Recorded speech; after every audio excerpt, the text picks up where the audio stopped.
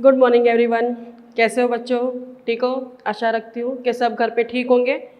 Okay, चलो आगे बढ़ते हैं संस्कृत की तरफ, नया कदम आगे बढ़ाते हुए। ठीक है, हमने देख लिया आगे, बहुत कुछ जान लिया संस्कृत में। अब थोड़ा सा आगे बढ़ने जा रहे हैं। अब जो आगे मैं आपको बताने जा रही हूँ वो है संख्या। ठीक है, संख्या। लेकिन संख्या से पहले एक लेसन आता है आगे, लेखनम। लेखनम, ठीक है, लेखनम यानी कि राइटिंग वर्क। इसके अंदर आपको क्या कुछ करना नहीं है। मैंने जो आपको फर्स्ट वीडियो दिया था उसके अंदर मैंने आपको अल्फ़ाबेट्स समझाए थे। ठीक है, मैंने अल्फ़ाबेट्स की जानकारी आपको दी थी कि किस तरह से अल्फ़ाबेट संस्कृत में लिखे जाते हैं। आपको हिंदी लिखना आ गया है, आपको गुजराती लिखना आ गया है, तो आपको संस्कृत भी बहुत अच्छे से लिखना आ गया है। ठीक है, लेकिन फिर भी थोड़ी सी मैं आपको जानकारी बता दूं, उसके बाद में आपको अपने लेसन पे चलते हैं हम। तो सबसे पहले तो इसमें मैं लेखनम में आपको एक बात रिवाइज करा दूँ, जो सबसे पहले वीडियो में आपको मैंने बताई थी कि संस्कृत कहाँ से आई है, संस्कृत लैंग्वेज की शुरुआत कहाँ से हुई, किसने की। ठीक है, तो ये हम बहुत अच्छे से जानते हैं कि Sanskrit language is written in Devanagari script. ठीक है, संस्कृत लैंग्वेज जो आई है वो देवों के द्वारा बनी हुई भाषा है, जिसका खुद देवगण इस्तेमाल करते हैं, उसका यूज़ करते हैं। ठीक है, वो लिखते हैं, वही आज लेखन वर्ग, वो लेखन कार्य हमारे पास आया हुआ है और हम उसका अध्ययन करते हैं, हम उसको भी पढ़ते हैं। तो वो लेखनम यहाँ पे आपको 3rd नंबर के लेसन में दिया गया है। बच्चों आपको इसमें कुछ करना नहीं है ज़्यादा, जो भी कुछ करना है आपको ये टेक्स्ट बुक के अंदर ही करना है। इसका जो भी राइटिंग वर्क है, सिर्फ मैं आपको ये बता देना चाहती हूँ। आप देख रहे हो टेक्स्ट बुक में लेखनम 3rd नंबर का लेसन है लेखनम। इसके अंदर आपको कई व्यंजन दिए गए हैं। ठीक है, आप देखो कई अक्षर यहाँ पे दिए गए हैं। ये सब अक्षर और पीछे दिए गए अक्षर स्वर और व्यंजन है। आपको यहाँ नीचे जो दी गई है जगह बनाई हुई है, यहाँ पे ये सारे अक्षर लिखने हैं इसके नीचे। आपको ये सिर्फ जानना है कि इसके मरोड़ कैसे आते हैं।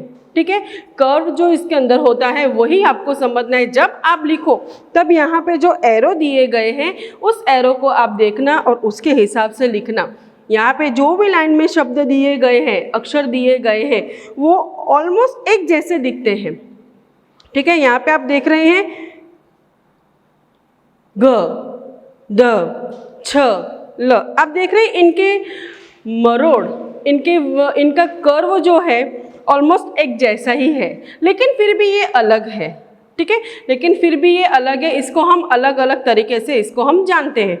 आगे है च, ज, ग, ज्ञ, है ना। ये भी इसके मरोड़ एक जैसे ही है, दिखने में ये एक जैसे लगते हैं लेकिन ये अलग अलग होते हैं। ठीक है, तो आपको ये आपकी टेक्स्ट बुक में ही लिखना है। और उसके बाद ये पूरा आपको टेक्स्ट बुक में लिखने के बाद इसके बाद आती है एक्सरसाइज, जो आपको यहाँ पे सिर्फ कॉपी करनी है। ठीक है, तो उसको भी आपको आपकी टेक्स्ट बुक में ही लिखना है पेंसिल के साथ। ठीक है, you have to write in your text book with pencil. ठीक है, पेन से आप नहीं लिखेंगे इसको, टेक्स्ट बुक के अंदर हमेशा पेंसिल का यूज़ किया जाता है, तो पेंसिल से आपको यहाँ पे लिखना है। बाकी जो थोड़ा सा मेरे को लिखना है वो मैंने आपको PDF में लिख के दे दिया है, आप उसमें से लिख सकते हैं। ठीक है, तो ये हो गया हमारा लेसन नंबर 3। अब आगे जो मेरे को आज पढ़ाना है आपको, वो मैं आपको बताने जा रही हूँ, वो है हमारी संख्या, यानी कि नंबर, जिसको हम हिंदी में गिनती भी कहते हैं। ठीक है, संख्या। सबसे पहले तो इसका उच्चारण पढ़ते हैं।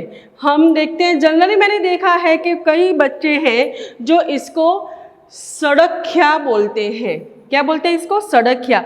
लेकिन बच्चों ये सड़ख्या नहीं है, ये जो है ये मैंने आपको पहले बताया था, ये अनुस्वार की मात्रा है। ये जो आपको ड जैसा दिख रहा है ना और बीच में आपको डॉट दिख रहा है यहाँ पे, यानी कि ये किसकी मात्रा है? ये अनुस्वार की मात्रा है। जो हम संख्या बोल रहे हैं ना, तो मेरे स बोलने के बाद जो ऊपर अनुस्वार की मात्रा सुनाई दे रही है, संख्या, है ना, तो वो ये है। हम संस्कृत में ऊपर डॉट नहीं देते हैं, साइड में यहाँ पे जो चिन्ह आता है वो अनुस्वार की मात्रा दिखाता है। तो इसको जब हम पढ़ेंगे तो कैसे पढ़ेंगे? संख्या। ठीक है, सड़ख्या इसको हम बोलेंगे नहीं। संख्या, यानी कि उसको इंग्लिश में हम बोलेंगे नंबर्स। ठीक है, हम नंबर्स जानते हैं, क्योंकि नंबर्स की ज़रूरत तो पड़ती ही है हमें। ठीक है, अगर अल्फ़ाबेट की ज़रूरत, जितनी अल्फ़ाबेट की ज़रूरत है उसकी उतनी नंबर की भी ज़रूरत होती है। नंबरों के बारे में भी जानना है ना हमें, कि कोई 1 है, 2 है, 3 है। अगर हमारे पास 3 या 4 चीज़ें पड़ी हुई है तो आपकी मम्मी पूछती है कि बेटा देखो तो फ्रिज में कितने टमाटर पड़े हुए हैं, तो आप उसकी गिनती करोगे ना। आप बता सकते हो कि मम्मी फ्रिज में 5 टमाटर पड़े हैं या 6 टमाटर पड़े हैं या 7 पड़े हैं, है ना। तो फिर उसके लिए हमें संख्या की जानकारी जरूरी है ना। तो ऐसे तो हम बोलेंगे नहीं मम्मी हाँ है तो सही, पर पता नहीं कितने हैं। पता नहीं का हम कोई गिनती में अंदाजा नहीं लगा सकते। ठीक है, उसको हमें बताना पड़ता है 5 है, 6 है, 7 है, तो उसके लिए हमें गिनती ज़रूरी है। तो हर एक सब्जेक्ट में भी अपनी अपनी तरीके से गिनती का उच्चारण दिया गया है। यहाँ पे आज हम संस्कृत में गिनती पढ़ेंगे, साथ साथ में मैं उसके बाद उसको आप इंग्लिश में भी बताऊंगी कि उसको इंग्लिश में क्या बोलते हैं, संस्कृत में क्या बोलते हैं, उसको हम संस्कृत में किस तरह से लिखते हैं। ठीक है, तो चलो यहाँ पे सबसे पहले मैं आपको सबसे पहले बताने जा रही हूँ गिनती नंबर्स। तो यहाँ पे एक नंबर दिया गया है 1, एकम। क्या है ये? एकम यानी 1, और संस्कृत में हम लिखेंगे ऐसे। इस तरह से हम इंग्लिश में लिखते हैं, ये है संस्कृत में एकम। क्या है ये? एकम, ONE 1। ठीक है, एक। इस तरह से हम संस्कृत में एक लिखते हैं। आपने जिस तरह से हिंदी में लिखे हैं उसी तरह से आप संस्कृत में भी लिखते हो। ठीक है, आगे 2 नंबर पे देखते हैं द्वे। द्वे, द के नीचे वो है। जब मैं बोल रही हूं आप मेरा उच्चारण सुनिए, द्वे। द्वे, द प्लस व, द के नीचे व लिखा हुआ है। ठीक है, आप लिखोगे तब भी आप द के नीचे व लिखना और उसको लिखना द्वे। उसको क्या बोला जाएगा? द्वे, यानी कि 2। द्वे यानी 2, और संस्कृत में हम 2 इस तरह से लिखते हैं, द्वे इस तरह से लिखते हैं। ठीक है, आगे चलते हैं 3। त्रीणी, 3 को हम बोलेंगे त्रीणी। क्या बोलते हैं हम? त्रीणी, यानी कि 3, THREE, त्रीणी। त्रीणी इस तरह से हम संस्कृत में लिखते हैं। 3, जिसको हिंदी में हम बोलते हैं 3। 1 2 3, 1 2 3, 3 लैंग्वेज, 4 लैंग्वेज में मैंने आपको बता दिया। ठीक है, उसके बाद आगे बढ़ते हैं 4। चत्वारी। चत्वारी यानी 4। FOUR 4। इस तरह से हम चत्वारी लिखते हैं। हिंदी में उसको हम 4 बोलते हैं। क्या बोलते हैं हम? 4, यानी कि चत्वारी। चत्वारी 4, चत्वारी मीन्स 4। उसके बाद हम देखते हैं पंच। पंच है ना, अनुस्वार की मात्रा आई, लेकिन ये बाजू में हमने जो अन जैसा दिया हुआ है, न जैसा दिया हुआ है, वो यहाँ पे हम उसको अनुस्वार की मात्रा समझेंगे। और पंच, क्या बोलेंगे इसको? पंच मीन्स 5, FIVE 5, 5। हिंदी में उसको हम बोलेंगे 5। पंच 5, 5। ठीक है, आगे 6, तो सट। 6 को हम बोलेंगे सट। यहाँ पे ट के आगे छूट जाता है, कुछ भी नहीं है। तो आप देख रहे हो यहाँ पे क्या किया हुआ है? लाइन की हुई है। मैंने आपको बताया था जब स्वर लगता है तो स्लैंटिंग लाइन निकल जाती है ना। मैंने फर्स्ट वीडियो में आपको इस बात को क्लियर किया था, लेकिन यहाँ पे ये नहीं निकल रहा। इसका मतलब है कि इसको ट छोड़ देना है बोल के एकदम से, सट। ठीक है, सट। हम ऐसा नहीं बोलेंगे उसको, हम क्या बोलेंगे? सट। ठीक है, ट को उधर आधा ही छोड़ देना है, क्योंकि ये आधा है, इसके आगे कुछ हमको सुनाई नहीं दे रही है मात्रा। ठीक है, सट। तो SIX 6, यानी कि 6। हम हिंदी में क्या बोलते हैं उसको? 6, है ना। 6 फिर पीछे 2 विसर्ग लगाते हैं उसको, है ना, 6। तो सट 6, सट 6। ठीक है, उसके बाद हम आगे बढ़ते हैं 7 नंबर, सप्त। 7 नंबर को हम बोलेंगे सप्त, यानी कि SEVEN 7, 7। हिंदी में क्या बोलेंगे उसको? 7, सप्त 7, 7। ठीक है, उसके बाद 8, अष्ट।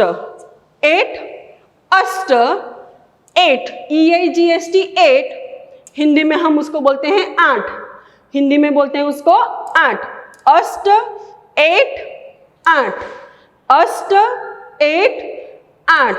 उसके बाद हम लेते हैं नव, उसके बाद लेते हैं हम नव यानी कि 9, NINE 9, NINE 9, नव, है ना। हिंदी में भी उसको हम बोलते हैं 9, हिंदी में बोलते हैं 9। उसके बाद 10 10, दश दश, TEN 10, इंग्लिश में बोलेंगे उसको 10, और यहाँ पे हम हिंदी में बोलते हैं 10, ठीक है। दश दश 10 10, ठीक है। आगे 11 एकादश, एकादश ELEVEN 11, एकादश 11 11, हिंदी में बोलेंगे उसको 11, एकादश 11 11। उसके बाद आता है 12 द्वादश, द्वादश देखो द के नीचे फिर से वो आया जो मैंने आपको द्वे में बताया था, है ना। तो द्वादश 12, TWELVE 12, 12, है ना, 12, हिंदी में बोलेंगे उसको 12। देखो आप एक बात यहाँ पे देखो, 10 तक की गिनती पढ़ी, उसके बाद 11 से लेके आगे 50 तक की गिनती आपको 7th स्टैंडर्ड में आएगी, 50 से फिर 100 तक की गिनती आप 8th स्टैंडर्ड में पढ़ोगे। लेकिन अब जब आपको 1st से लेके 10 तक की गिनती, एकम से 10 तक की गिनती आपको क्लियर होगी, तो उसके बाद आपको 11 के बाद तो सब उसको उसमें से ही आता है। जैसे कि यहाँ से मैं आप बता रही हूँ आपको एकादश, देखो ये दश और एकम, 1 और 10 को मिक्स कर दिया है, 10 + 1 11 होते हैं ना, तो यहाँ पे एकादश दोनों को मिक्स कर दिया है। नीचे 12 में जाते हैं तो द्वादश, सेम यहीं पे वही प्रोसेस, 10 में 2 ऐड करेंगे तो हम 12 हो जाता है। तो द्वादश, दश तो है ही, 10 की तो गिनती रखनी है, द्वादश 10, और ये द्वे है, 2 में हमने देखा ये वाला द्वे, तो उस द्वे को हम यहाँ पे द्वा करते हैं, ठीक है। तो उसका मिश्रण ही यहाँ पे आता है। तो ये तुम आपकी गिनती, मैं फिर से एक बार रिपीट करती हूँ, आप सुन लीजिएगा। एकम 1 द्वे 2 त्रीणि 3 चत्वारि 4 पंच 5 षट् 6 सप्त 7 अष्ट 8 नव 9 दश 10 एकादश 11 द्वादश 12, ठीक है। इस तरह से हमारी गिनती है। ये बाजू में जो मैं साइड में नंबर लिखे हुए हैं, संस्कृत में और हिंदी में ऑलमोस्ट नंबर सेम होते हैं, कोई फर्क होता नहीं है। इसीलिए संस्कृत हिंदी सिमिलर बोली जाती है, एक ही तरह है, सिर्फ उसका उच्चारण में थोड़ा हमको बोली में उसका फर्क पड़ता है, लेकिन लिखावट में ज़्यादातर वो एक जैसी ही होती है, ठीक है। तो ये हमारी गिनती। आगे उसमें मैं आपको थोड़ी सी एक्सरसाइज के बारे में भी चर्चा कर दूं कि उसमें एक्सरसाइज में भी इतना कुछ नहीं है, जो भी करना है आपको यहाँ पे मैंने आपको दिया है मैचिंग ही है सिर्फ। सबसे पहले उसमें मैचिंग है, वो आपको सामने पहले तो नंबर्स लिखने हैं वर्ड्स में, उसके बाद आपको मैचिंग दिखाना है, फिर आपको अंक में नंबर लिखने हैं, आपको दिए गए संस्कृत में अच्छे से संस्कृत के शब्द ये सब आपको लर्न करने हैं, ठीक है। और उसके बाद पीछे पेज नंबर 16 पे जो आपको एक्टिविटी दी है, तो you have to do in your text book only, उसको आपको अपनी नोटबुक में करने की ज़रूरत नहीं है। एक फिश बननी, नंबरों से जोड़ के एक फिश बनानी है, और नीचे बॉक्स के अंदर आपको नंबर को ढूंढना है और उसको सर्कल करना है। ये आपको सिर्फ आपकी टेक्स्ट बुक में ही करनी है, वो आपको आपकी नोटबुक में करने की कोई ज़रूरत नहीं है। तो यहाँ पे उम्मीद रखती हूँ कि आप अच्छे से गिनती को आपने समझा होगा और इसको अच्छे से लर्न कर लेना, आप अच्छे से इसको पढ़ लेना। धन्यवाद।